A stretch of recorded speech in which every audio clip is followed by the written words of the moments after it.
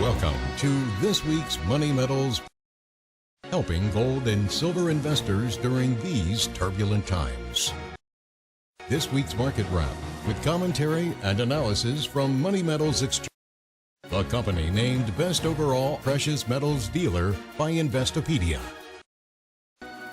Welcome to this week's Market Wrap podcast. I'm Mike Gleason. Gold and silver markets held firm earlier in the week and now appear to be surging despite volatility ramping up on Thursday. A hotter-than-expected inflation report helped trigger a spike in bond yields and a sell-off in stocks.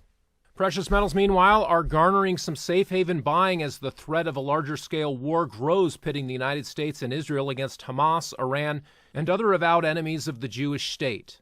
Some members of Congress are urging the Biden administration to try to choke off Iran financially, banning imports, freezing assets, and blacklisting the country from access to global banking and finance are some of the measures being put forward.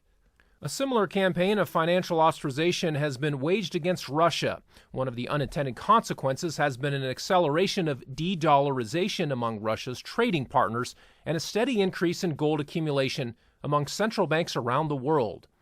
Gold remains the only universally trusted currency, regardless of what happens to the Russian ruble or the Iranian rial or the U.S. dollar. An ounce of gold has the same intrinsic value wherever in the world it happens to change hands. As of this Friday morning recording, for the week, gold prices are up 4.9% to trade at $1,934 per ounce, thanks largely to a big move up here today. With today's surge in prices, gold is looking to have its best week in 7 months. Meanwhile, the silver market is managing a weekly gain of just over $1 or 4.8% to bring spot prices to $22.86 an ounce. Platinum is essentially unchanged to come in at $893. And finally, palladium is down 1.5% this week to trade at $1,179 per ounce. The Consumer Price Index for September came in at an annual rate of 3.7%. Analysts had expected a slightly lower CPI of 3.6%. Headline inflation remains tame compared to the double-digit readings seen 2 years ago, but it also remains stubbornly elevated above the Federal Reserve's 2% target.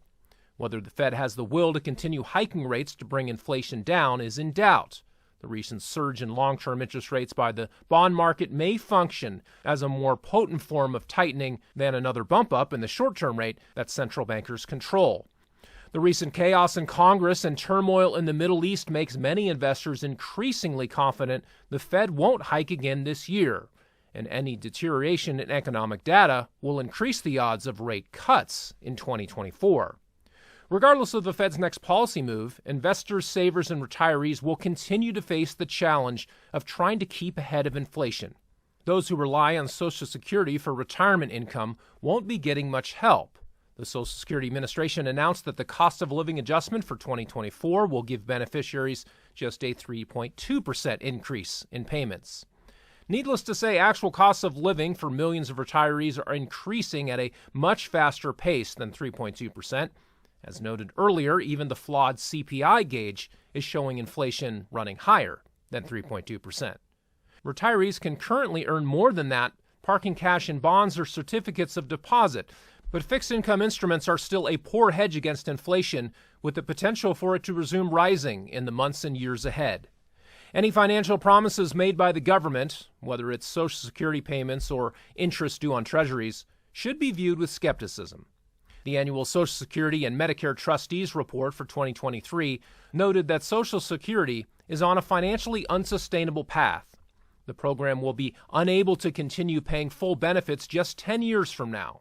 After that point, the so-called trust fund will be depleted. Even if Uncle Sam finds a way to make good on its obligations in nominal terms, the currency in which they are denominated could depreciate at an accelerating pace. Federal finances are in dire straits with budget deficits set to exceed $2 trillion per year. At the moment, Congress appears to be too divided and too dysfunctional to enact any sort of meaningful fiscal reforms. Republicans were set to potentially elect a new Speaker of the House this week, but the leading candidate, Steve Scalise, ran into opposition and angrily ended his candidacy to speakership yesterday. Fiscal conservatives weren't convinced that he had any intention of ending the practice of omnibus spending schemes that got his predecessor Kevin McCarthy fired from his job. Where the GOP goes for Speaker now remains to be seen. Unfortunately, there are no viable political solutions on the horizon for reining in deficit spending or rescuing entitlement programs from their impending insolvency. There are only monetary solutions. They will manifest in the form of more currency creation. In other words, more inflation, with no end in sight. Well, that will do it for this week. Be sure to check back next Friday for our next weekly Market Wrap podcast. Until then, this has been Mike Gleason with Money Metals Exchange. Thanks for listening, and have a wonderful weekend, everybody. Thank you for joining us for this week's Money Metals podcast. Be sure to come back next week.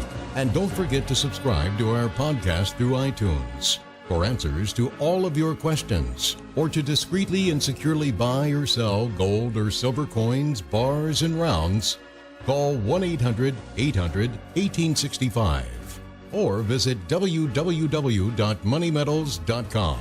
Our knowledgeable and no-pressure specialists are standing by to answer your call during business hours, Monday through Saturday.